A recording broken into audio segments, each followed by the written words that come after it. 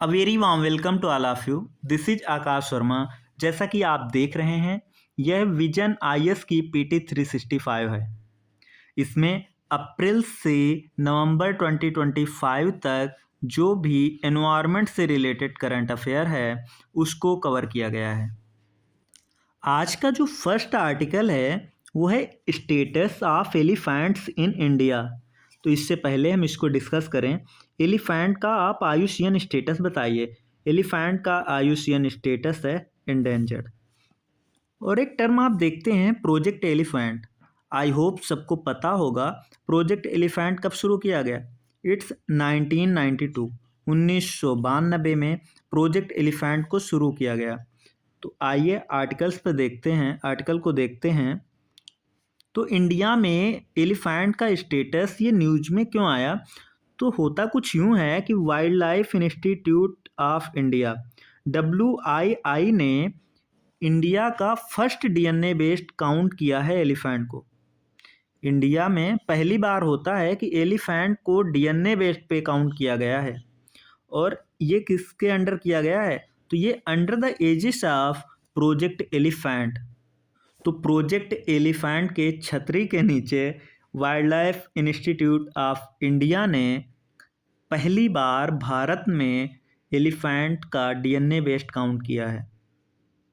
और एलिफेंट की इस तरह की जो काउंटिंग हुई है उसके लिए नाम दिया गया synchronous all India population estimation of elephants from 2021 to 2025।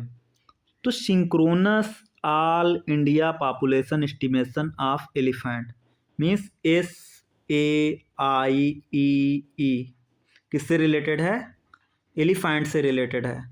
तो क्वेश्चन में ये भी पूछा जा सकता है the term SAIEE was in the news related to.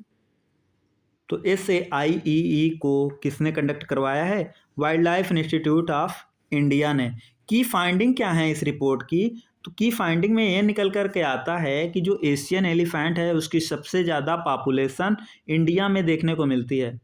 लगभग 22,000 से भी ज़्यादा एलिफेंट इंडिया में देखने को मिलते हैं, जो कि ग्लोबल जो पॉपुलेशन है एलिफेंट का उसका 60% से भी ज़्यादा है। माना जाता है मेनली 4 फॉरेस्टेड हिल रीजन्स में ये पाए जाते हैं। हिमालयन फुट हिल्स में, नॉर्थ ईस्टर्न स्टेट में, ईस्ट सेंट्रल इंडिया में और वेस्टर्न घाट्स में। और आप छुटपुट इसकी पॉपुलेशन अंडमान आइलैंड में भी देख सकते हैं। अगर रीजन वाइज देखें तो सबसे ज़्यादा पॉपुलेशन वेस्टर्न घाट में पाई जाती है। और किस स्टेट में हाईएस्ट पॉपुलेशन पाई जाती है? तो कर्नाटका में। सबसे ज़्यादा पॉपुलेशन किस स्टेट में पाई जाती है एलिफेंट की? कर्नाटका में। कर्नाटका के बाद किस स्टेट में पाई जाती है? तो कर्नाटका के बाद में है असम, असम के बाद तमिलनाडु और तमिलनाडु के बाद में फिर केरला। और अगर रीजन वाइज देखें तो सबसे ज़्यादा वेस्टर्न घाट में पाई जाती है। वेस्टर्न घाट के बाद में नॉर्थ ईस्टर्न हिल्स में पाई जाती है। इसके बाद में ब्रह्मपुत्रा का जो फ्लड प्लेन है वहाँ पर पाई जाती है। इतना ही नहीं, 14 स्टेट्स हैं टोटल जिनमें एलिफेंट के पॉपुलेशन पाई जाती है। और इनमें 33 एलिफेंट रिजर्व हैं। 14 स्टेट्स ऐसे हैं जिसमें एलिफेंट की मेजर पॉपुलेशन पाई जाती है। और इनमें 33 एलिफेंट रिजर्व्स आपको देखने को मिल जाते हैं। एलिफेंट के लिए थ्रेट्स क्या क्या हो सकते हैं? तो changing land use, habitat fragmentation और हैबिटेट श्रिंकेज ये देखने को मिल सकता है। Human elephant conflict, linear infrastructure, fatalities by electrocution and collision, ये सब कुछ थ्रेट्स हैं जो कि एलिफेंट के लिए खतरा उत्पन्न पैदा करते हैं। एशियन एलिफेंट की जब बात करते हैं तो इसका आयुष्यन स्टेटस क्या है? पहले ही बात कर चुके हैं, एंडेंजर्ड है। साइट्स की अपेंडिक्स 1 में है। वाइल्ड लाइफ प्रोटेक्शन एक्ट के शेड्यूल 1 में आप इसको देखते हैं। लार्जेस्ट लैंड मैमल है on Asian continent. Asian continent पे ये लार्जेस्ट लैंड मैमल है। इसकी 3 सब स्पीसीज पाई जाती हैं, इंडियन एलिफेंट, सुमात्रन और श्रीलंकन। माना जाता है हाथी जो है ये सबसे इंटेलिजेंट एनिमल होता है। हाथी जो है ये सबसे इंटेलिजेंट एनिमल होता है। और इसमें आप कॉम्प्लेक्स सोशल स्ट्रक्चर देखते हैं। मीन्स क्या होता है कि एक जो फीमेल हेड होती है, हेड जो होती है इसमें कि वो फीमेल होती है, वही इनके झुंड को लीड करती है। इनका जो लाइफ स्पैन है वो आप देखते हैं 60 से 70 साल के बीच होता है। और इसका लॉन्गेस्ट जेस्टेशन पीरियड होता है, कितना होता है? 22 मंथ। 22 मंथ। तो अभी तक हम लोगों ने क्या देखा कि ये लार्जेस्ट लैंड मैमल है, सबसे इंटेलिजेंट है। 3 स्पीसीज पाई जाती हैं, Indian, Sumatran, Sri Lankan. Complex social structure आप देखते हैं कि एक जो फीमेल हेड होगी वो लीड करेगी। इसका लाइफ स्पैन आप देखते हैं 60 से 70 साल। लॉन्गेस्ट जेस्टेशन पीरियड देखते हैं 22 मंथ का। वाइल्ड लाइफ प्रोटेक्शन एक्ट के शेड्यूल 1 में है, साइट्स की अपेंडिक्स 1 में है, IUCN स्टेटस इंडेंजर्ड है। जब इसके हैबिटेट की बात की जाती है ना, तो ये ड्राई टू वेट फॉरेस्ट में रहते हैं और आपको स्क्रब लैंड और ग्रास लैंड में ये दिखाई पड़ेंगे। और ये 13 रेंज कंट्रीज मानी जाती हैं। एलिफेंट की 13 रेंज कंट्रीज मानी जाती हैं, जिनमें आप स्क्रब लैंड हो या ग्रास लैंड हो या फिर ड्राई टू वेट फॉरेस्ट में आप जाएंगे और एलिफेंट को देख पाएंगे। अगर इकोसिस्टम में एलिफेंट के रोल को देखा जाए तो ये अदर एनिमल्स को के लिए पाथवेज क्रिएट करते हैं डेंस फॉरेस्ट में, माइक्रो इकोसिस्टम को क्रिएट करते हैं और सीड डिस्पर्सल में मदद करते हैं, जिससे फॉरेस्ट डाइवर्सिटी बनी रहती है। एलिफेंट के लिए क्या क्या कंजर्वेशन मेजर्स लिए गए, तो हमने बात ही की थी कि 1992 में प्रोजेक्ट एलिफेंट चलाया गया। 33 एलिफेंट रिजर्व्स हैं जो 14 मेजर एलिफेंट स्टेट्स में आपको देखने को मिलेगा। अभी देखते हैं कि एशियन और अफ्रीकन एलिफेंट्स में क्या क्या डिफरेंसेस देखने को मिलते हैं। तो सबसे पहले तो साइज की बात कर लें तो एशियन वाला स्मॉलर होगा, अफ्रीकन वाला लार्जर होगा। अफ्रीकन वाला लार्जर है, मीन्स एशिया कॉन्टिनेंट तो बड़ा है, लेकिन यहाँ पे जो एलिफेंट आप देखते हैं वो छोटा होगा। Africa as compare to Asia continent छोटा है एशिया से अफ्रीका, लेकिन अफ्रीका के जो हाथी हैं ना वो बड़े आप देखते हैं। और ये देखते हैं कि अफ्रीकन के जो एलिफेंट हैं इनको 2 सेपरेट स्पीसीज में कैटेगराइज किया गया है। पहला अफ्रीका सवाना एलिफेंट, जिनका IUCN स्टेटस जो है वो इंडेंजर्ड है। दूसरा है अफ्रीकन फॉरेस्ट एलिफेंट। पहला क्या है? African savanna elephant, endangered category में आता है। दूसरा है अफ्रीकन फॉरेस्ट एलिफेंट, जो कि क्रिटिकली इंडेंजर्ड में आता है। क्रिटिकली इंडेंजर्ड में आता है। एशियन एलिफेंट किस में आता है? इंडेंजर्ड में आता है। ईयर्स की बात करें तो ये जो एशियन एलिफेंट है ना, इसकी स्मॉल और राउंडेड ईयर होते हैं, लेकिन जो सवाना के एलिफेंट हैं उसके लार्ज और फैन शेप्ड ईयर देखने को आपको मिलते हैं। और जो ये फॉरेस्ट एलिफेंट है ना, इनके परफेक्टली ओवल या फिर राउंड शेप्ड ईयर देखने को मिलते हैं। टस्क की बात करें तो इसमें क्या होता है, only some males have visible tusk. Female में होते हैं लेकिन वो स्मॉलर टस्क आपको देखने को मिलते हैं। तो और जो ये अफ्रीकन एलिफेंट है ना, तो इसमें ये जो अफ्रीकन एलिफेंट है इनमें मेल हो या फीमेल हो, दोनों में आपको लार्जर टस्क ही देखने को मिलेंगे। सवाना एलिफेंट जो होते हैं उसमें curved thick outward pointing tusk देखने को मिलते हैं, और जबकि जो फॉरेस्ट एलिफेंट होते हैं उसमें स्ट्रेट पतले होंगे और डाउनवर्ड पॉइंटिंग टस्क देखने को मिलते हैं। बैक की बात करें तो जो एशियन एलिफेंट है उसमें आपको हम्प देखने को मिल जाएगा, ये आउटवर्ड कर्व्ड देखने को मिलेगा। और ये जो अफ्रीकन एलिफेंट है ये आपको कॉनकेव या डिप्ट देखने को मिलते हैं। तो इस तरह से एलिफेंट से रिलेटेड इस आर्टिकल को हम लोगों ने डिस्कस कर लिया। आइए ब्रीफली एक बारी देख लेते हैं कि क्या क्या देखा। तो अभी wild life institute of India ने एक सर्वे क्या कहेंगे कि एक एस्टिमेशन करवाया, जिसमें कि एलिफेंट की पॉपुलेशन को काउंट किया गया। ये इंडिया का फर्स्ट DNA बेस्ड काउंटिंग थी एलिफेंट की। प्रोजेक्ट एलिफेंट के अंतर्गत इसको करवाया गया। नाम दिया गया synchronous all India population estimation of elephants 2021 to 2025। फिर देखा कि इंडिया में सबसे ज़्यादा एशियन एलिफेंट की पॉपुलेशन पाई जाती है। 60% से ज़्यादा इंडिया में रहते हैं। 22,000 से ज़्यादा नंबर्स में देखने को मिलेंगे। 4 फॉरेस्टेड हिल रीजन्स में पाए गए, हिमालयन फुटहिल्स है, नॉर्थ ईस्टर्न स्टेट है, ईस्ट सेंट्रल इंडिया है, वेस्टर्न घाट है, अंडमान आइलैंड में छिटपिट देखने को मिल जाते हैं। वेस्टर्न घाट में लार्जेस्ट पॉपुलेशन आप देखते हैं, कर्नाटका में सबसे ज़्यादा पॉपुलेशन आपको देखने मिलती है। इसके बाद में हमने देखा क्या क्या थ्रेट्स हो सकते हैं। फिर एलिफेंट के बारे में जाना कि इसका आयुशियन स्टेटस इंडेंजर्ड है, साइट के अपेंडिक्स 1 में है, वाइल्ड लाइफ प्रोटेक्शन एक्ट के शेड्यूल 1 में है, लार्जेस्ट लैंड मैमल है, 3 सब स्पीसीज देखने को मिल सकती हैं एशियन एलिफेंट की, Indian, Sumatran, Sri Lankan. Highly intelligent animal होता है, इसमें फीमेल जो है वो ग्रुप को लीड करती है, लाइफ स्पैन 60 से 70 ईयर होता है, लॉन्गेस्ट जेस्टेशन पीरियड 22 मंथ का देखने को मिलता है। हैबिटेट की जब भी बात करते हैं तो 13 रेंज कंट्रीज हैं, ड्राई टू वेट फॉरेस्ट या स्क्रबलैंड, ग्रासलैंड कहीं भी पाया जा सकता है। अदर एनिमल्स के लिए पाथवेज क्रिएट करता है, माइक्रो इकोसिस्टम को क्रिएट करता है, फॉरेस्ट डाइवर्सिटी के लिए सीड डिस्पर्सल में भी मदद करता है। फिर देखा कि कंजर्वेशन मेजर्स में प्रोजेक्ट एलिफेंट को देखा जो कि 1992 में लॉन्च किया गया। 33 एलिफेंट रिजर्व देखे गए 14 मेजर एलिफेंट स्टेट्स में। इसके बाद में कंपैरिजन देखा एशियन एलिफेंट का अफ्रीकन एलिफेंट से। अफ्रीकन एलिफेंट को 2 सेपरेट स्पीसीज में क्लासिफाइड किया गया। फर्स्ट था अफ्रीकन सवाना एलिफेंट जो कि इंडेंजर्ड है, आयुशियन स्टेटस जिसका। दूसरा देखा अफ्रीकन फॉरेस्ट एलिफेंट जिसका आयुशियन स्टेटस क्रिटिकली इंडेंजर्ड था। फिर इस साइज पे कंपेयर किया तो एशियन एलिफेंट स्मॉलर है, अफ्रीकन एलिफेंट लार्जर है। हेड शेप को देखा तो जो एशियन एलिफेंट है उसका twin doomed with central indent ऐसा हेड पाया जाता है, और जो अफ्रीकन एलिफेंट है उसका राउंडेड या फ्लैट सिंगल डोम हेड पाया जाता है। ईयर्स की बात की तो एशियन एलिफेंट के जो कान हैं वो छोटे हैं, अफ्रीकन एलिफेंट के कान बड़े हैं।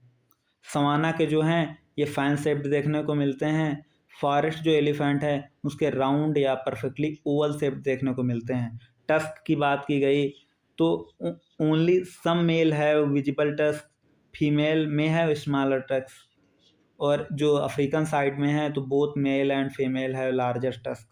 जो सवाना में है वो ऊपर की तरफ उठे हुए कर्व्ड और थिक टस्क पाए जाते हैं। फॉरेस्ट एलिफेंट के स्ट्रेट पतले और नीचे की तरफ झुके हुए टस्क पाए जाते हैं। बैक की बात करें तो जो एशियन एलिफेंट है उसमें हम्प देखने को मिल सकता है, और जो अफ्रीकन एलिफेंट हैं उनमें कॉनकेव या डिप्ट बैक देखने को मिलती है। नेक्स्ट आर्टिकल जो है वो क्रोकोडाइल कंजर्वेशन प्रोजेक्ट से रिलेटेड है। तो अभी 50 साल पूरे हुए हैं क्रोकोडाइल कंजर्वेशन प्रोजेक्ट के, तो ये न्यूज में था। तो सबसे पहले देखते हैं तो वर्ल्ड जो क्रोकोडाइल डे है ना, वर्ल्ड क्रोकोडाइल डे वो 17 जून को मनाया जाता है। तो 17 जून को वर्ल्ड क्रोकोडाइल डे मनाया जाता है। क्रोकोडाइल कंजर्वेशन प्रोजेक्ट को 17 जून को 50 साल पूरे हो गए हैं। कब इस्टेब्लिश किया गया था? 1975 में क्रोकोडाइल कंजर्वेशन प्रोजेक्ट को लॉन्च किया गया था। किसकी रिकमेंडेशन पर लॉन्च किया गया था? एच.आर. बस्टर्ड की रिकमेंडेशन पर। एच.आर. बस्टर्ड की रिकमेंडेशन पर 1975 में क्रोकोडाइल कंजर्वेशन प्रोजेक्ट को लॉन्च किया गया था। और एक पॉइंट याद रखेंगे कि वर्ल्ड क्रोकोडाइल डे 17 जून को मनाया जाता है। कब मनाया जाता है? 17 जून को मनाया जाता है। और ये जो क्रोकोडाइल कंजर्वेशन प्रोजेक्ट है ना, इसका ऑब्जेक्टिव क्या था? और जब भी ऑब्जेक्टिव्स की बात की जाती है ना, तो ऑब्जेक्टिव्स में ये आता है क्रोकोडाइल के नेचुरल हैबिटेट को प्रोटेक्ट करना है, और साथ ही साथ कैप्टिव ब्रीडिंग के जरिए पॉपुलेशन को जल्दी से बढ़ाना है, क्विकली पॉपुलेशन को इंक्रीज करना है। उड़ीसा एक ओनली स्टेट है जिसमें तीनों नेटिव क्रोकोडाइल स्पीसीज के कंजर्वेशन सेंटर मिल जाते हैं। जब आप उड़ीसा में तिकरपाड़ा जाते हैं तो आपको घड़ियाल का कंजर्वेशन सेंटर देखने को मिलता है। जब आप दंगामाल जाते हैं तो आप देखते हैं साल्ट वाटर क्रोकोडाइल का कंजर्वेशन सेंटर मिलता है।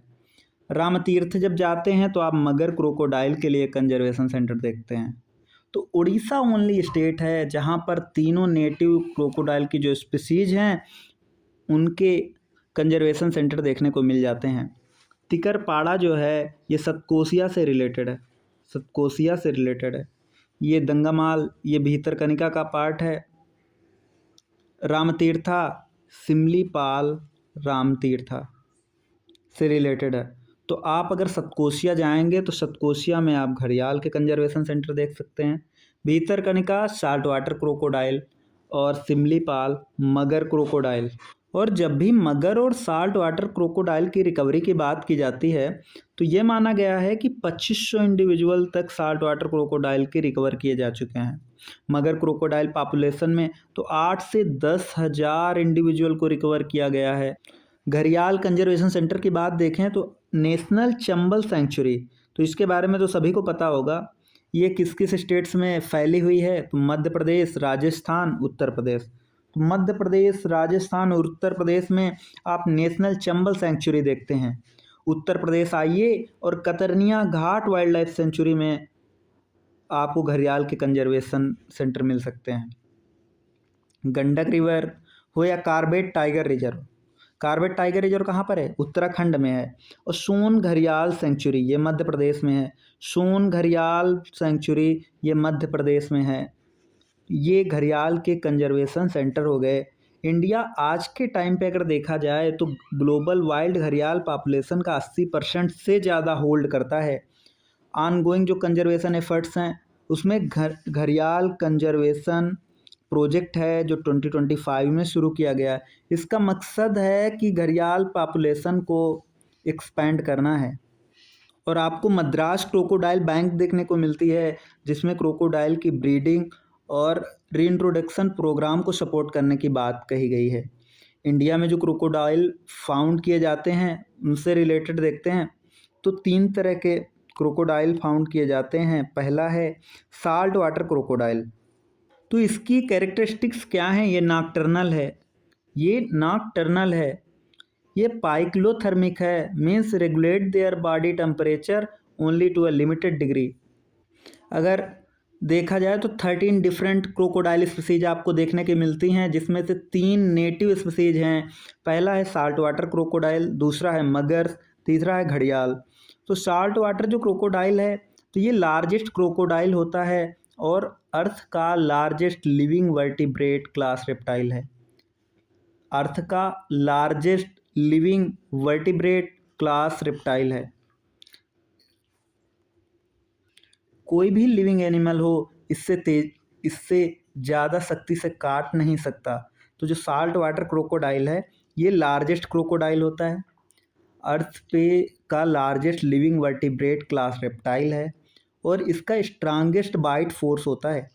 मगर की जब बात करें तो मगर ये ओनली इंडियन स्पीसीज है जो कि गड्ढे खोदता है और कि एक्सट्रीम टेम्परेचर से बचा जा सके। Digs burrow on land to escape extreme temperature. और ये माना जाता है कि ये टूल्स को यूज करता है, मीन्स जैसे कि ये स्टिक को बैलेंस करता है अपने हेड पे जिससे वो चिड़ियों को अपनी तरफ आकर्षित कर सके, वो नेस्टिंग मटेरियल ले आए। थर्ड आता है घड़ियाल। घड़ियाल जो होते हैं वो एक्सपर्ट फिश कैचर होते हैं। ये एडल्ट मेल्स जो होते हैं ना इनमें उनके स्नाउट पे बल्ब लाइक स्ट्रक्चर पाया जाता है जिसको घड़ा कहा जाता है, वहीं से इनका नाम आता है घड़ियाल। और ये जो घड़ा है ना ये act as a resonator to produce loud buzzing noises and blow bubbles to attract females. तो इसका इम्पॉर्टेंट आप लोग देख ही रहे हैं। और क्रोकोडाइल्स में घड़ियाल का जो स्नाउट होता है ना वो मोस्ट इलांगेटेड होता है और थिनेस्ट होता है और ये केवल विजिबल सेक्सुअली डायमॉर्फिक क्रोकोडाइल होता है, इसके अलावा और कोई नहीं होता है। हैबिटेट की बात करें तो साल्ट वाटर क्रोकोडाइल ये ब्रैकिश वाटर में मिल जाएगा, आपको मैंग्रोव स्वैम्प में देखने को मिलेगा। एस्चुरीज में और कोस्टल वाटर्स में। आप उड़ीसा जाइए और भीतरकनिका में आपको लार्जेस्ट शेयर मिल जाएगा साल्ट वाटर क्रोकोडाइल का। अंडमान एंड निकोबार द्वीप समूह में भी आप देख सकते हैं, सुंदरबन में आप देख सकते हैं। मगर्स की बात करें तो ये फ्रेश वाटर में पाया जाता है। घड़ियाल की बात करें तो ये deep, clear, fast flowing fresh water rivers में पाया जाता है, जहाँ पर हाई सैंड बैंक्स हो जिससे कि वो नेस्टिंग कर सके। नेपाल में आप जाइए, राप्ती नारायणी रिवर पे आप देखेंगे तो घड़ियाल की लार्जेस्ट पॉपुलेशन देखने को मिल जाएगी। आप इंडिया आएंगे, इंडिया में गंगा की जो ट्रिब्यूटरी हैं, चाहे वो यूपी में गिरवा हो, चाहे एमपी में वो सोन हो, उत्तराखंड में रामगंगा हो, या फिर बिहार में गंडक हो। चंबल को देखिए आप यूपी, एमपी, राजस्थान में, या उड़ीसा की महानदी हो। इन सब में आपको घड़ियाल की पॉपुलेशन देखने को मिल जाएगी। इसके अलावा इन स्पीसीज की आयुशियन स्टेटस को देख लेते हैं तो घड़ियाल का जो आयुशियन स्टेटस है वो क्रिटिकली इंडेंजर्ड है। मगर का जो है, मगर वल्नरेबल है, और salt water crocodile least concern है। तो आइए ब्रीफली इस आर्टिकल को हम लोग रिवाइज कर लेते हैं। तो क्रोकोडाइल कंजर्वेशन प्रोजेक्ट के अभी 50 साल पूरे हुए हैं। वर्ल्ड क्रोकोडाइल डे 17 जून को मनाया जाता है। क्रोकोडाइल कंजर्वेशन प्रोजेक्ट 1975 में लॉन्च हुआ। 4 बस्टर्ड की रिकमेंडेशन पर। ऑब्जेक्टिव था कि क्रोकोडाइल के नेचुरल हैबिटेट को प्रोटेक्ट करना है, पॉपुलेशन को क्विकली इंक्रीज करना है थ्रू कैप्टिव ब्रीडिंग। उड़ीसा में ये एक केवल ओनली स्टेट है जहाँ पर ऑल 3 नेटिव क्रोकोडाइल स्पीसीज के लिए कंजर्वेशन सेंटर देखने को मिलेगा। सतकोसिया, तिकरपाड़ा में आप घड़ियाल के लिए कंजर्वेशन सेंटर देखते हैं। दंगमाल, भीतरकनिका में आप साल्ट वाटर क्रोकोडाइल के लिए कंजर्वेशन सेंटर देखते हैं। राम तीर्थ सिमलीपाल में आप मगर क्रोकोडाइल के लिए कंजर्वेशन सेंटर देखते हैं। साल्ट वाटर क्रोकोडाइल और मगर के रिकवरी की जब बात करें तो साल्ट वाटर क्रोकोडाइल की लगभग 2500 इंडिविजुअल को रिकवर किया जा चुका है। वहीं दूसरी तरफ मगर क्रोकोडाइल की जो पॉपुलेशन है उसमें से 8000 से 10,000 इंडिविजुअल्स को रिकवर किया जा चुका है। घड़ियाल कंजर्वेशन की जब बात करते हैं तो आप मध्य प्रदेश, राजस्थान या उत्तर प्रदेश में फैली हुई नेशनल चंबल सेंचुरी की को देखिए, या फिर कतरनिया घाट wild life sanctuary Uttar Pradesh को देखिए, या गंडक रिवर, या उत्तराखंड में कार्बेट टाइगर रिजर्व को देखिए, सोन घड़ियाल सेंचुरी मध्य प्रदेश को देखिए। ये सब कंजर्वेशन सेंटर हैं घड़ियाल के लिए। इंडिया आज के टाइम पे 80% ग्लोबल वाइल्ड घड़ियाल पॉपुलेशन को होल्ड करती है। ऑनगोइंग अगर कंजर्वेशन एफर्ट्स की बात करें तो घड़ियाल कंजर्वेशन प्रोजेक्ट 2025 में लॉन्च किया गया। मद्रास क्रोकोडाइल बैंक भी देखने को मिलती है। इंडिया में जो क्रोकोडाइल पाए जाते हैं उनमें आपको साल्ट वाटर क्रोकोडाइल, मगर और घड़ियाल देखने को मिलता है। साल्ट वाटर का आयुशियन स्टेटस लिस्ट कंसर्न है। मगर का जो आयुशियन स्टेटस है वल्नरेबल है, और जो घड़ियाल का आयुशियन स्टेटस है वो क्रिटिकली इंडेंजर्ड है।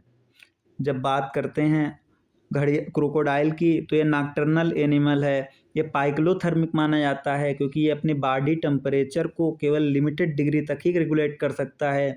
डाइवर्सिटी की बात करें तो 13 डिफरेंट क्रोकोडाइल स्पीसीज देखने को मिलती हैं, जिसमें तीन स्पीसीज जो हैं वो इंडिया की नेटिव हैं। साल्ट वाटर क्रोकोडाइल, मगर और घड़ियाल।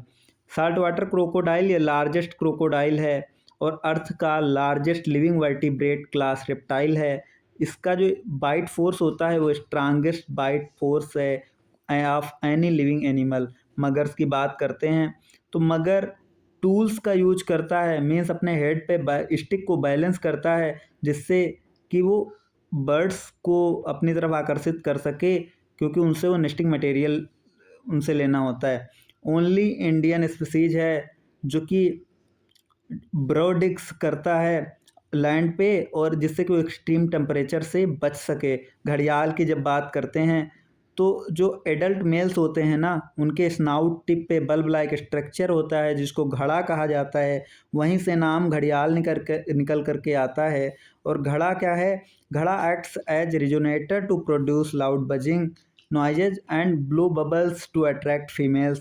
ये फिश कैचर्स होते हैं, एक्सपर्ट फिश कैचर्स होते हैं। जो भी क्रोकोडाइल होते हैं उनमें इनका स्नाउट मोस्ट इलांगेटेड और थिनेस्ट होता है। ये only visible sexually dimorphic crocodile होते हैं। हैबिटेट की बात करें तो salt water crocodile brackish water में आपको देखने को मिल जाएंगे, मैंग्रोव स्वैम्प्स, एस्चुरीज और कोस्टल वाटर में देखने को मिलेंगे। आप उड़ीसा के भीतरकनिका में जाइए और साल्ट वाटर क्रोकोडाइल की लार्जेस्ट पॉपुलेशन से आप रूबरू होंगे। अंडमान निकोबार द्वीप समूह जाइए, साल्ट वाटर क्रोकोडाइल देखने को मिल जाएंगे। सुंदरबन जाइए, वेस्ट बंगाल में आपको साल्ट वाटर क्रोकोडाइल देखने को मिल जाएंगे। मगर की बात करते हैं तो ये फ्रेश वाटर में मिलते हैं। इनके हैबिटेट्स हो सकते हैं लेक्स, रिवर्स और स्लो मूविंग स्ट्रीम्स। घड़ियाल की जब बात करें तो घड़ियाल आपको deep, clear, fast flowing fresh water rivers में देखने को मिलेगा, जहाँ पर हाई सैंड बैंक्स हो। आप नेपाल जाइए, राप्ती नारायणी रिवर को देखिए, वहाँ पे आपको घड़ियाल देखने को मिल जाएगा। इंडिया में जो भी गंगा के ट्रिब्यूटरी हैं, चाहे यूपी में गिरवा हो, चाहे एमपी में सोन हो, चाहे उत्तराखंड में रामगंगा हो, चाहे बिहार में गंडक हो, चाहे उड़ीसा में, और इसके अलावा आप चंबल देखिए यूपी, एमपी और राजस्थान में, उड़ीसा में महानदी को देखिए, आपको घड़ियाल देखने को मिल जाएंगे। आइए चलते हैं हम नेक्स्ट आर्टिकल पर। नेक्स्ट आर्टिकल रिवर डॉल्फिन से रिलेटेड है। ये आर्टिकल रिवर डॉल्फिन से रिलेटेड है। तो हुआ क्या है कि मिनिस्ट्री ऑफ एनवायरनमेंट, फॉरेस्ट और क्लाइमेट चेंज और wild life institute of India, इन दोनों ने मिलकर रिवर डॉल्फिन की पॉपुलेशन को लेकर एक एस्टीमेट जारी किया है। ये इंडिया का first comprehensive riverine dolphin population estimate है। किस नाम से निकाला गया? Population status of river dolphin in India 2024। और इसकी की फाइंडिंग्स क्या हैं? की फाइंडिंग्स ये हैं कि इंडिया की जो रिवर डॉल्फिन की पॉपुलेशन है ना, वो 6327 है। ये आंकड़े इसलिए आपको ध्यान में रखने हैं क्योंकि 6327 में से 6324 गंगेटिक रिवर डॉल्फिन्स हैं। 3 केवल इंडस रिवर डॉल्फिन आपको देखने को मिलती हैं। 3 केवल इंडस रिवर डॉल्फिन आपको देखने को मिलती हैं।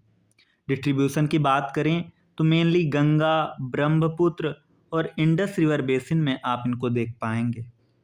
उत्तर प्रदेश में सबसे ज़्यादा डॉल्फिन पॉपुलेशन देखने को मिलती है। इसके बाद में आप बिहार और वेस्ट बंगाल की तरफ चलिए।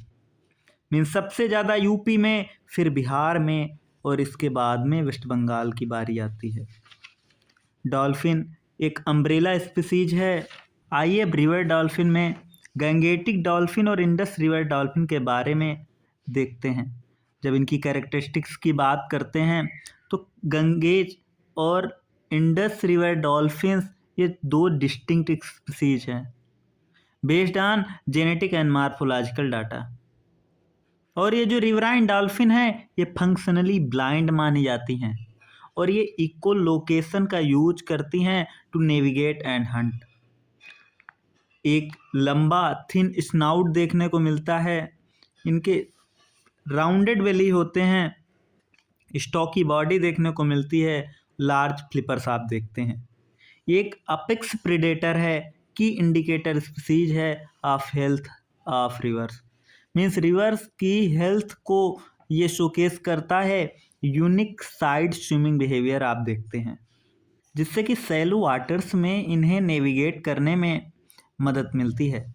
जब भी गैंगेटिक डॉल्फिन की बात करते हैं तो गैंगेटिक डॉल्फिन जो है ना वो नेशनल एक्वेटिक एनिमल भी है इंडिया का। इसका लोकल नेम जो होता है सुसु होता है, based on sound made by them while breathing. जब ये सांस लेती हैं तब ये सू सू की आवाज़ करती हैं, तो इसीलिए इन्हें सुसु कहा जाता है। इनको टाइगर ऑफ द गंगेज भी कहा जाता है। ये अपेक्स प्रेडेटर है। और ये आपको ध्यान रखना है कि गंगेटिक डॉल्फिन में जो फीमेल्स होती हैं ना वो मेल से बड़ी होती हैं, वो मेल से बड़ी होती हैं। जब इंडस रिवर डॉल्फिन की बात की जाती है तो इंडस रिवर डॉल्फिन है ना वो पंजाब की स्टेट एक्वेटिक एनिमल है। पंजाब की स्टेट एक्वाटिक एनिमल है इंडस रिवर डॉल्फिन। इसका लोकल नेम भूलन है। इसका लोकल नेम भूलन है। ये ब्राउन या ग्रे कलर की होती है और ये मडी रिवर में रहने के लिए एडाप्टेड है। जब भी इंडस रिवर डॉल्फिन की बात करते हैं तो इसका आयुषियन स्टेटस जो है वो एंडेंजर्ड है, साइट्स की अपेंडिक्स 1 में है और वाइल्ड लाइफ प्रोटेक्शन एक्ट के शेड्यूल 1 में है। जब भी गंगेटिक रिवर डॉल्फिन की बात आती है तो वाइल्ड लाइफ प्रोटेक्शन एक्ट के शेड्यूल 1 में है, साइट्स की अपेंडिक्स 1 में है। आयुषियन स्टेटस जो है ये इंडेंजर्ड है। आयुषियन स्टेटस जो है ये इंडेंजर्ड है। जब भी हैबिटेट की बात की जाती है तो गैंगेटिक डॉल्फिन गंगा, ब्रह्मपुत्र, मेघना, शंगु, कर्णफूली रिवर में देखने को मिलती है। यानी इंडिया, बांग्लादेश और नेपाल में आप इनको देख सकते हैं। ये commonly found in deeper sections of water. आप फ्रेश वाटर के कॉन्फ्लुएंसेस में इनको देख सकते हैं। इंडिया में लगभग वर्ल्ड की जो गैंगेटिक रिवर डॉल्फिन है उसका 90%, विश्व में जितनी भी गंगेटिक रिवर डॉल्फिन हैं उसका 90% इंडिया में पाई जाती हैं। इंडस रिवर डॉल्फिन की जब बात आती है तो इंडस रिवर सिस्टम में आप इनको देख सकते हैं, इंडिया और पाकिस्तान में।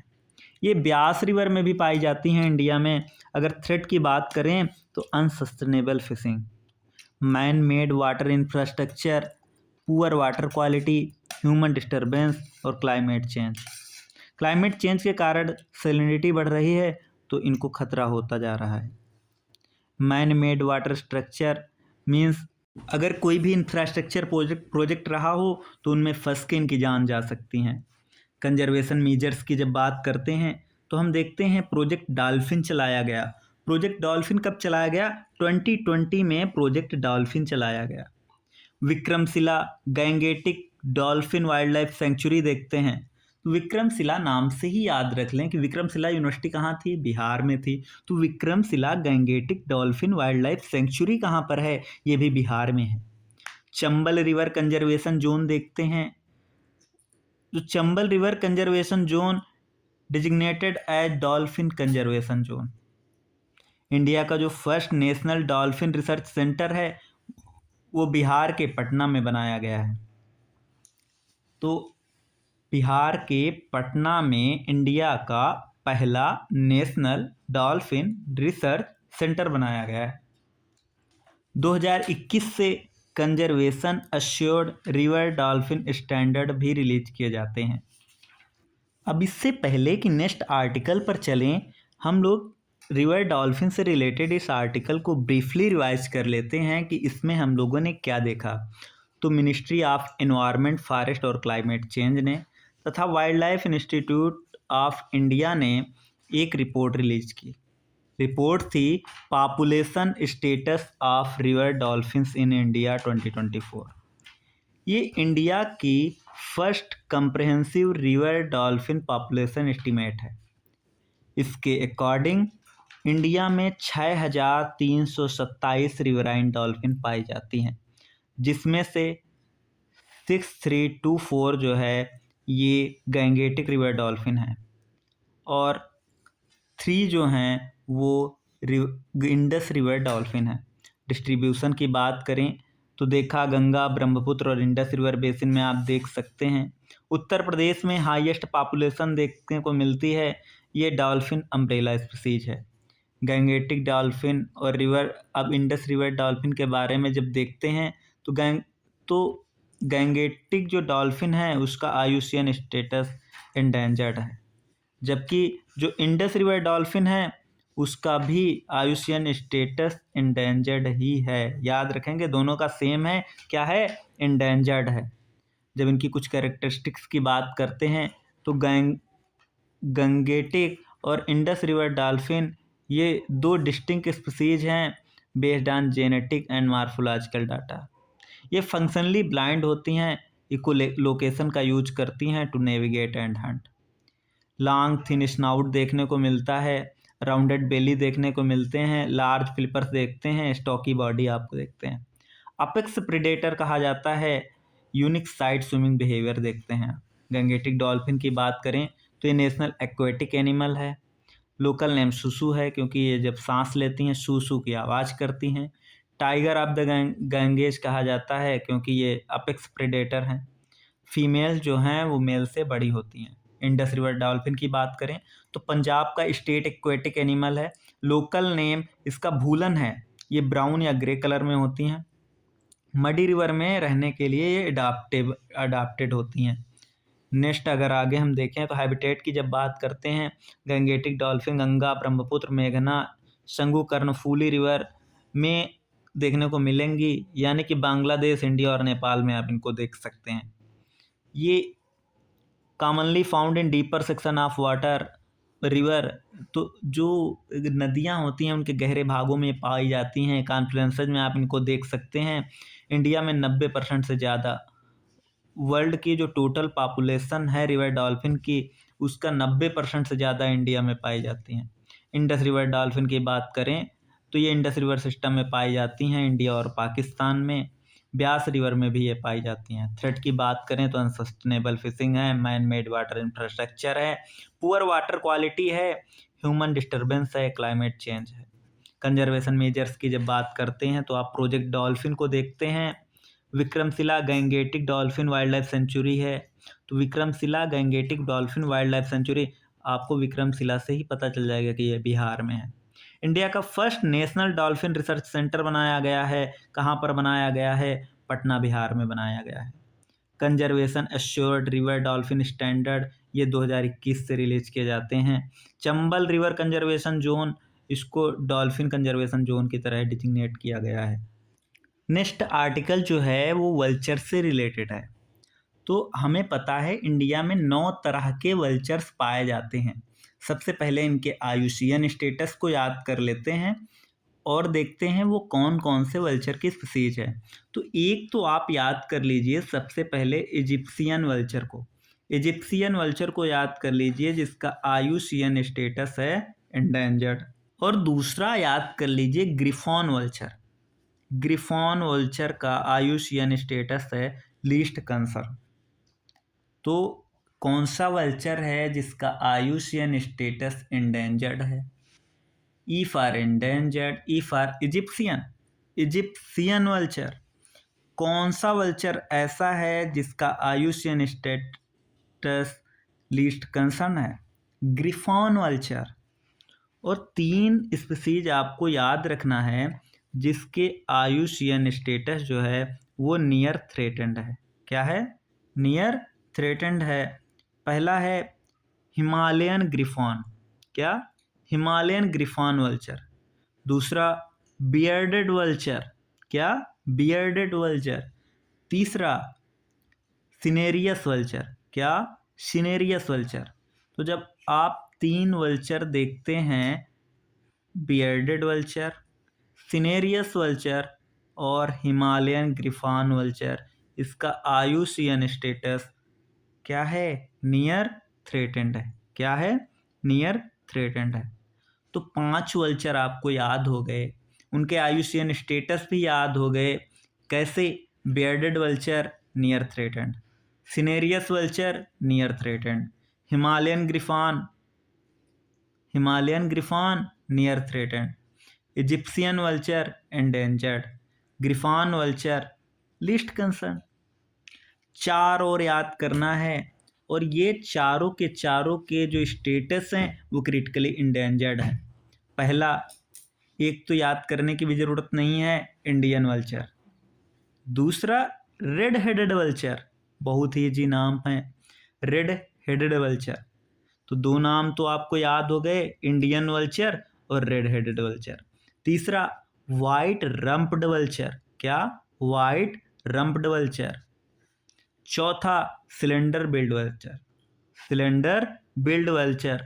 तो इस तरह से 9 वल्चर और उनके जो आयुषीयन स्टेटस हैं उन लोगों को हम उस सबको हम लोगों ने देखा। तो ये वल्चर्स न्यूज में क्यों आए? तो wild life institute of India ने ऑल इंडिया लेवल पर फर्स्ट पैन इंडिया असेसमेंट करा है। किसका? वल्चर्स का। और मॉनिटरिंग करी है of endangered species. Major findings जब आप देखते हैं तो जो प्रोटेक्टेड एरियाज है ना, उसमें 54% ऑफ ऑल डॉक्यूमेंटेड नेस्ट देखने को मिलते हैं। तो ये जो है कि आप डिपेंडेंस देखते हैं प्रोटेक्टेड एरियाज पे फोकस। तो ये 4 क्रिटिकली इंडेंजर्ड स्पीसीज आपने देखा है ना, ये 17 स्टेट्स की 216 साइट्स में आप देख सकते हैं। इंडियन जो वल्चर है वो मेनली मध्य प्रदेश और राजस्थान में आपको देखने को मिल जाएगा। मुकुंदरा हिल पे आप जाइए और लार्जेस्ट नंबर में इंडियन वल्चर को देखिए आप। वाइट रम्प्ड वल्चर अगर आपको देखना है तो आप कांगड़ा वैली हिमाचल प्रदेश जाइए। सिलेंडर बिल्ड वल्चर को देखना है तो ये देखा जाता है कि वो ब्रीड करते हैं मोस्टली इन अपर असम। कहाँ? अपर असम। रेड हेडेड वल्चर की जब बात होती है तो ये मध्य प्रदेश में मिलते हैं, मध्य प्रदेश में मिलते हैं। ये डिपेंड करते हैं ऑन डेंस अनडिस्टर्ब्ड फॉरेस्ट। इनकी पॉपुलेशन बहुत कम है और फ्रेगमेंटेड है। अगर वल्चर के बारे में देखें तो वल्चर की क्या कैरेक्टरिस्टिक्स हैं,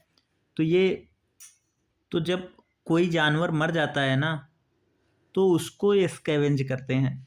थ्रेड्स की बात करते हैं तो आप डाइक्लोफिनेक वाली केस स्टडी सुनी ही होगी।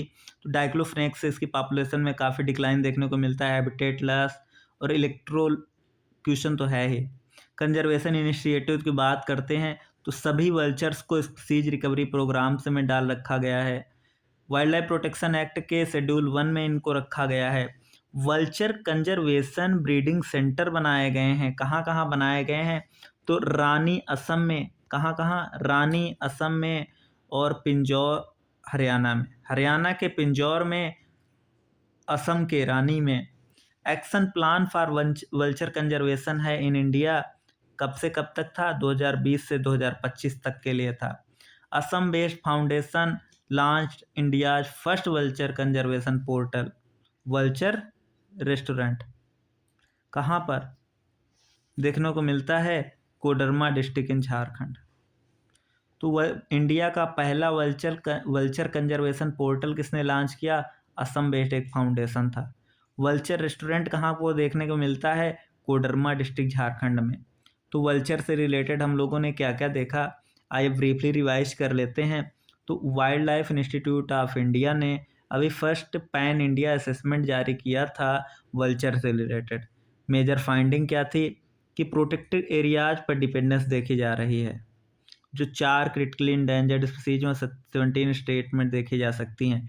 इंडियन वल्चर जो है ये मध्य प्रदेश और राजस्थान में मेनली देखने को मिलता है। मुकुंदरा हिल्स में लार्जेस्ट पॉपुलेशन अगर वो इंडियन वल्चर की है तो मुकुंदरा हिल पे है। वाइट रम्प्ड वल्चर की बात करते हैं तो वाइट रम्प्ड वल्चर आप कांगड़ा वैली हिमाचल प्रदेश में जाइए। सिलेंडर बिल्ड वल्चर आपको देखना है तो आप असम जाइए। रेड हेडेड वल्चर ये मध्य प्रदेश में पाए जाते हैं। वल्चर्स की जब कैरेक्टरिस्टिक्स की बात की गई तो देखा गया कि ये एनिमल कार्कसेस के पे एक्सकेवेंज करते हैं। थ्रेट्स की बात की गई तो डाइक्लोफिनेक आ गया, इलेक्ट्रोक्यूशन आ गया, हैबिटेट लॉस आ गया। कंजर्वेशन इनिशिएटिव की बात की जाए तो आप लोग जो सबसे इम्पॉर्टेंट है ना वो ये है वल्चर कंजर्वेशन ब्रीडिंग सेंटर। तो वल्चर कंजर्वेशन ब्रीडिंग सेंटर कहाँ बनाया गया? रानी असम में बनाया गया। कहाँ? रानी असम में और पिंजौर हरियाणा में। आप देखते हैं वल्चर रेस्टोरेंट ये कहाँ पर है? कोडरमा डिस्ट्रिक्ट झारखंड में। असम बेस्ड फाउंडेशन ने इंडिया का पहला वल्चर कंजर्वेशन पोर्टल भी लॉन्च किया है। 2020 से 2025 के लिए आप action plan for vulture conservation देखते हैं। नेक्स्ट आर्टिकल जो है वो है draft policy paper on camels. Draft policy paper on camels. तो ये जो ड्राफ्ट पॉलिसी पेपर हैं ऑन कैमल्स, इसको किसने प्रिपेयर किया है? Ministry of fisheries, animal husbandry and dairy ने। और एफ ए ओ ने प्रपोज किया है नेशनल कैमल सस्टेनेबिलिटी इनिशिएटिव। तो ये ड्राफ्ट पॉलिसी पेपर के की हाइलाइट्स क्या हैं?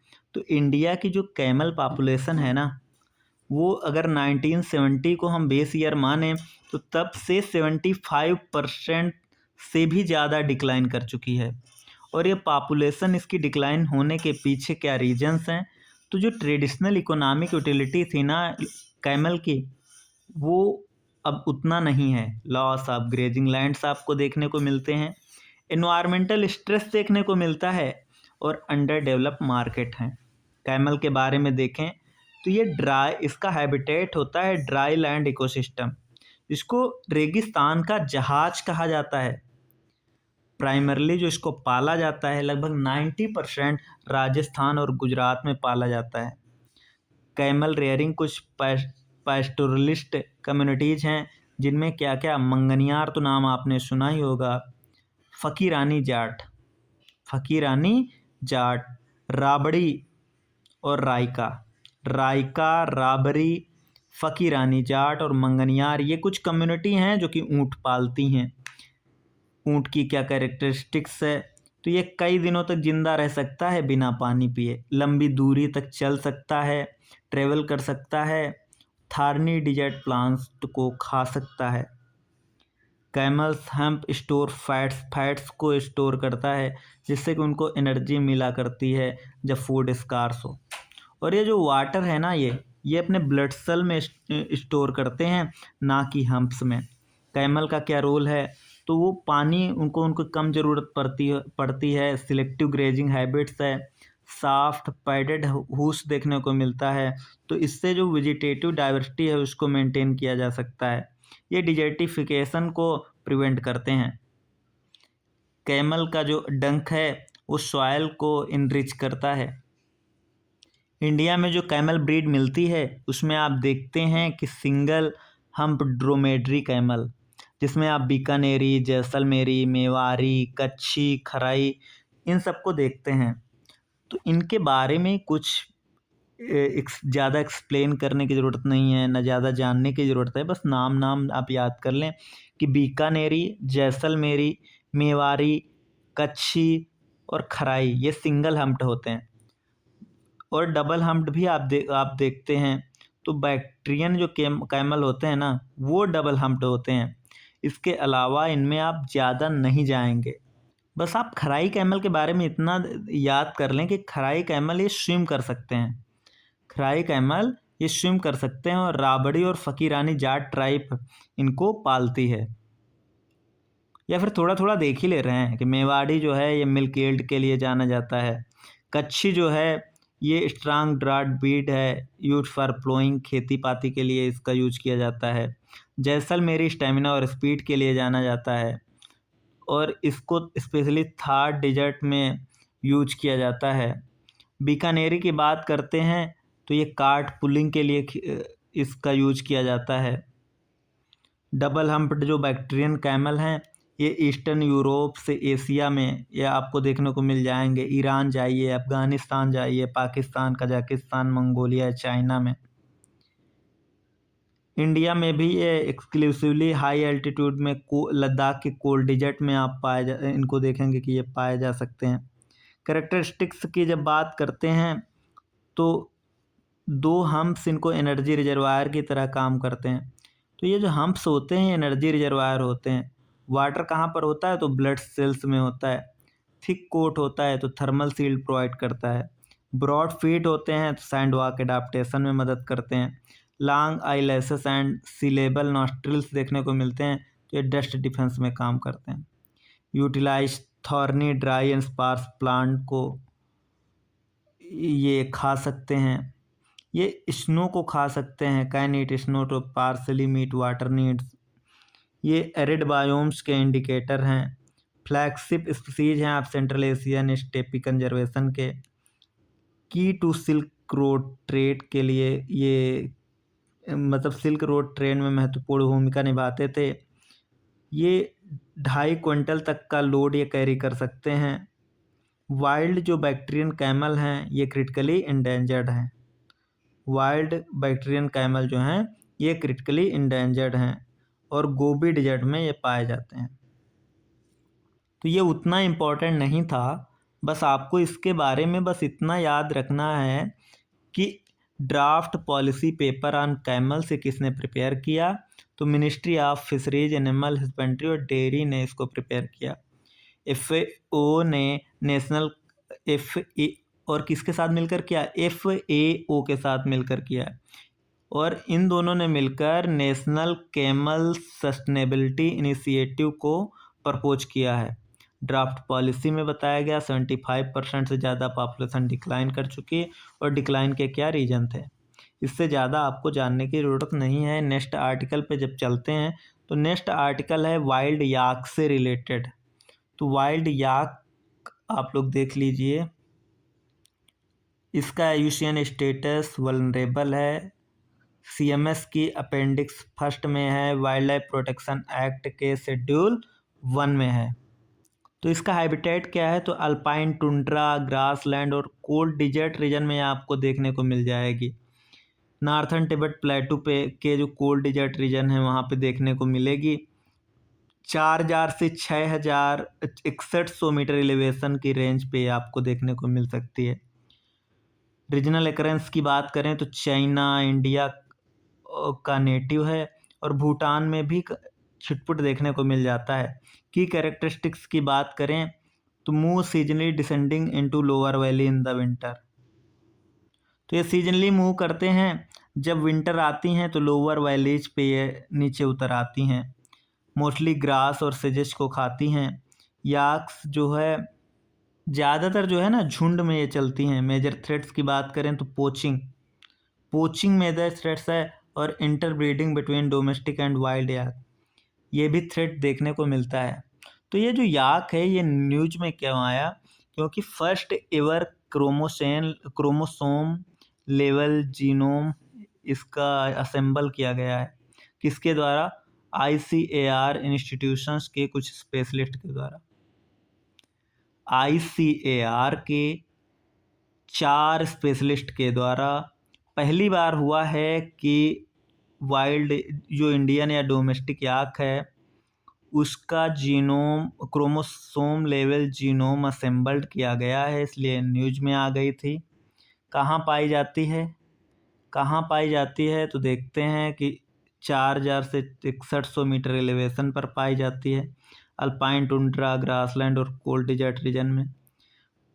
चाइना और इंडिया के नेटिव हैं। की कैरेक्टरिस्टिक्स की बात करें तो सीजनल मूवमेंट देखने को मिलता है, मीन्स विंटर में ये नीचे उतर आती हैं, ग्रासेस और सेजेस को खाती हैं, ये झुंड में चलती हैं। मेजर थ्रेट्स की बात करें तो पोचिंग देखते हैं और इंटरप्रीटिंग देखते हैं। इंडियन डोमेस्टिक याक की जब बात होती है तो ये वाइल्ड याक के डिसेंडेंट हैं। इसको हिमालय का सिप भी कहा जाता है, जो क्योंकि हाई एल्टीट्यूड जो कम्युनिटीज़ हैं ना उनको मीट, मिल्क और ट्रांसपोर्ट प्रोवाइड कराती हैं। हैबिटेट की बात करें तो हिमालयन रीजन में, टिबेटन प्लेटू में, पामीर माउंटेन्स में, तजाकिस्तान और मंगोलिया, साइबेरिया में देखने को मिलती हैं। कैरेक्टरिस्टिक्स की बात करें तो इनके लंग्स और हार्ट लार्जर होते हैं अगर किसी और कैटल की तुलना करें तो, और ये हर्बीवोरस होती हैं। क्या होती हैं, हर्बीवोरस होती हैं।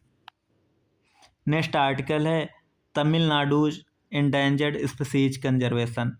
तो अभी हुआ क्या है कि तमिलनाडु गवर्नमेंट ने ये 4 स्पीसीज हैं जिनके कंजर्वेशन के लिए 1 करोड़ रुपए सैंक्शन करा है, तो ये न्यूज में आ गई थी। फर्स्ट है लायन टेल्ड मकाऊ। तो लायन टेल्ड मकाऊ का जो IUCN स्टेटस है वो है एंडेंजर्ड। वो क्या है, एंडेंजर्ड है। दूसरा है मद्रास और बेयर बेलीड हेजहॉग, इसका IUCN जो स्टेटस है वो है वल्नरेबल। इसका जो IUCN स्टेटस है वो है लीस्ट कंसर्न। मद्रास और बेयर बेलीड हेजहॉग का IUCN स्टेटस है लीस्ट कंसर्न। तीसरा होता है स्ट्रिप्ड हाइना का जो IUCN स्टेटस है वो है नियर थ्रेटेंड। चौथा है हम्प हेडेड महसीर फिश है, इसका IUCN स्टेटस क्रिटिकली इंडेंजर्ड है। तो ये 4 स्पीसीज के कंजर्वेशन के लिए तमिलनाडु गवर्नमेंट ने 1 करोड़ रुपए सैंक्शन किए। कौन कौन, lion tailed macaque, Madras hedgehog, striped hyena, hump headed mahseer fish, इसका IUCN स्टेटस क्रिटिकली इंडेंजर्ड है। स्ट्रिप्ड हाइना का आयुशियन स्टेटस नियर थ्रेटेंड है। मद्रास और बेयर बेलीड हेजहॉग का आयुशियन स्टेटस लीस्ट कंसर्न है। लायन टेल्ड मकाऊ का आयुशियन स्टेटस इंडेंजर्ड है। Sites listing की जब बात करती हैं तो ये जो लायन टेल्ड मकाऊ है ये अपेंडिक्स फर्स्ट में है, और जो मद्रास हेजहॉग है ना ये साइट्स पे लिस्टेड ही नहीं है, और जो हम्प हेडेड महसीर फिश है ये भी लिस्टेड नहीं है। लेकिन जो स्ट्रिप्ड हाइना है ना वो अपेंडिक्स थर्ड है, साइट्स के अपेंडिक्स थर्ड में है।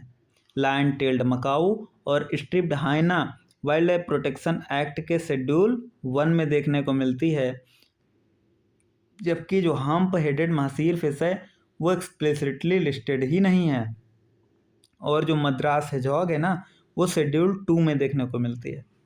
तो स्ट्रिप्ड हाइना साइट्स की अपेंडिक्स 3 में देखने को मिलती है। Madras hedgehog wild life protection act के शेड्यूल 2 में देखने को मिलती है।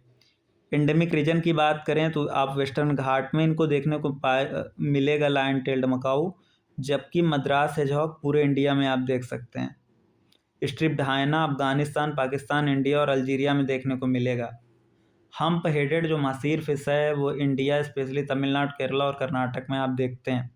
थ्रेट्स की बात करें तो एक्सटेंसिव लायन टेल्ड मकाऊ का जो के लिए जो थ्रेट है वो है एक्सटेंसिव एग्रीकल्चर, अर्बनाइजेशन और माइनिंग। लायन टेल्ड मकाऊ से रिलेटेड अदर की इन्फॉर्मेशन है कि ये फ्रेगमेंटेड रेन फॉरेस्ट पैचेज में सर्वाइव कर सकते हैं। मद्रास हेजहॉग की जब बात करते हैं तो इनके थ्रेट्स हैं illegal pet trade, logging and would harvesting. In other की इन्फॉर्मेशन में देखते हैं तो इनको लोकल नेम इनका जो होता है वो होता है थॉर्नी रैट। क्या होता है? Thorny rat. और मद्रास हेजहॉग है ना ये नॉकटर्नल स्पीसीज है, सेमी एरिड रीजन में पाया जाता है। स्ट्रिप्ड हाइना की अगर थ्रेट्स की बात करें तो persecution, specially poisoning, decreasing source of carrion. Other की इन्फॉर्मेशन के बात करें तो नेचुरल स्कैवेंजर है that regulates disease, witnessing sharp decline across Mudumalai tiger reserve. Mudumalai tiger reserve के पास के क्रॉस इसकी पॉपुलेशन में शार्प डिक्लाइन देखने को मिलता है। हम्प हेडेड महसीर फिश की जब बात होती है इसको टाइगर ऑफ कावेरी भी कहा जाता है, इसको टाइगर ऑफ कावेरी भी कहा जाता है। और इसके थ्रेट्स क्या हैं? डैम्स की वजह से, डिस्ट्रक्टिव फिशिंग की वजह से, इन्वेसिव स्पीसीज की वजह से इसकी पॉपुलेशन में डिक्लाइन देखने को मिलता है।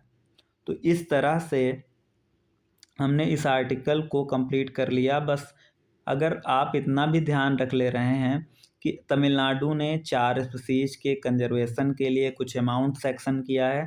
फर्स्ट है लायन टेल्ड मकाऊ जिसका आयुशियन स्टेटस है एंडेंजर्ड। ये वेस्टर्न घाट में पाई जाती है, ये वेस्टर्न घाट में पाई जाती है। साइट्स के अपेंडिक्स 1 में है, वाइल्ड लाइफ प्रोटेक्शन एक्ट के शेड्यूल 1 में है। ये जो है फ्रैगमेंटेड रेन फॉरेस्ट पैचेज में सर्वाइव कर सकती है। मद्रास हेजहॉग ये आयुशियन इसका स्टेटस लिस्ट कंसर्न है, साइट्स पे लिस्टेड नहीं है। वाइल्ड लाइफ प्रोटेक्शन एक्ट के शेड्यूल 2 में पाई जाती है और इसको थार्नी रैट कहा जाता है। नॉकटर्नल स्पीसीज है जो सेमी एरिड रीजन में पाई जाती है। स्ट्रिप्ड हाइना की बात होती है तो ये नियर थ्रेटेंड आयुशियन स्टेटस है, साइट्स के अपेंडिक्स 3 में है, वाइल्ड लाइफ प्रोटेक्शन एक्ट के शेड्यूल 1 में होती है और अफगानिस्तान, अल्जीरिया, पाकिस्तान, इंडिया में पाई जाती है। इसको नेचुरल स्कैवेंजर भी कहा जाता है। ये मुदुमलाई टाइगर रिजर्व के क्रॉस इसकी पॉपुलेशन में मेजर जो है डिक्लाइन देखने को मिलता है। जब हम्प हेडेड महसीर फिश की बात होती है आयुशियन स्टेटस इसका क्रिटिकली इंडेंजर्ड है, साइट्स पे लिस्टेड ही नहीं है, वाइल्ड लाइफ प्रोटेक्शन एक्ट पे भी एक्सप्लिसिटली लिस्टेड नहीं है। एंडेमिक रीजन इसका इंडिया है जिसमें तमिलनाडु, केरल और कर्नाटक में स्पेशली पाई जाती है। इसको कावेरी का टाइगर भी कहा जाता है। तो ये अगर इतना आप लोग याद कर ले रहे हैं तो ये आर्टिकल कंप्लीट हो जा रहा है। कल हम लोग फॉरेस्ट से रिलेटेड जो आर्टिकल्स थे या जो करंट अफेयर न्यूज है वो हम लोग कल कवर करेंगे।